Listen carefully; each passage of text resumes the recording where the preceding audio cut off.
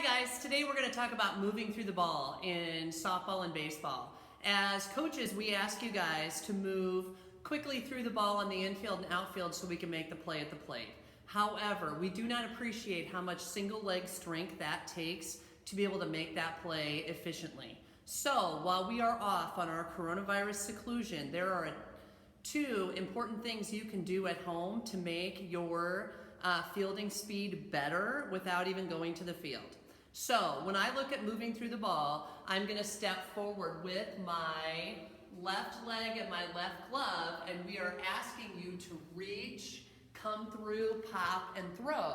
To be able to reach to the floor takes a tremendous amount of hamstring flexibility and butt strength. Both of those things are going to be negatively affected by being at home and having to do more work in sitting and spending more time in a sitting position, because your body adapts to whatever position you put it in the most. So if I spend most of my day sitting at this point, that hamstring that we need to be flexible to reach to the ground on the run is going to get tighter and tighter because it adapts to whatever position it's put in the most. When you sit, that hamstring is in a shortened position. When you sit, typically you also sit with your leg out a little bit. So we sit with our knees apart. That sitting with our knees apart creates hamstring tightness and creates lateral hip tightness. So when I come down on the run and I'm trying to grab that ball, you need to be able to rotate and line that pelvis up to be able to reach here, reach here, reach here.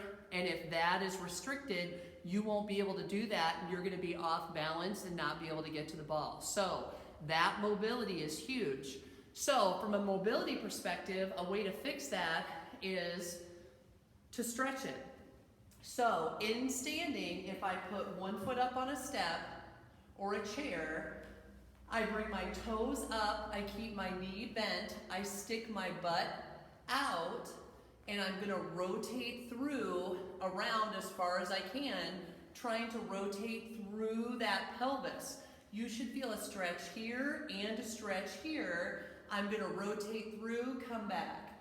Rotate through, come back. If you are tight enough that your knee is bailing out to the side as you try to rotate, you can use this hand to grab the outside of this knee and pull my right knee towards the left as I rotate around the corner and come back. Rotate around the corner and come back. I'm going to do 10 or 15 of those, really focusing on sticking my butt out and rotating my whole pelvic ring into that right hip so that I can free up the motion I need to be able to be here, field through, pop up, and throw.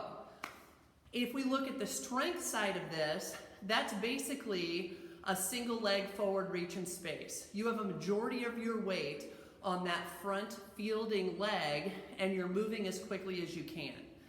Your hamstring and your butt muscle are what's going to give you power. It's what's going to give you your ability to stretch out further and reach for the ball. And it's going to give you good reaction time and balance.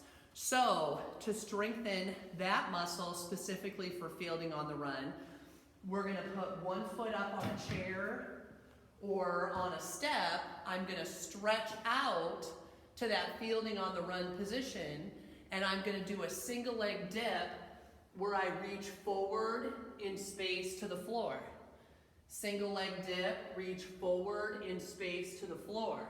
You also want to work your angles. So now I'm going to bring single leg reach forward to the left, single leg reach forward to the middle, single leg reach forward to the right. Again, as I reach, if I can exaggerate that rotating pelvis into that butt, you should feel big muscle work here, big muscle work here. The further you can stretch these legs out, the bigger step and the quicker you're going to get to the ball to be able to make the play and impress your coaches as you're able to field on the run better coming off of this break than you did beforehand.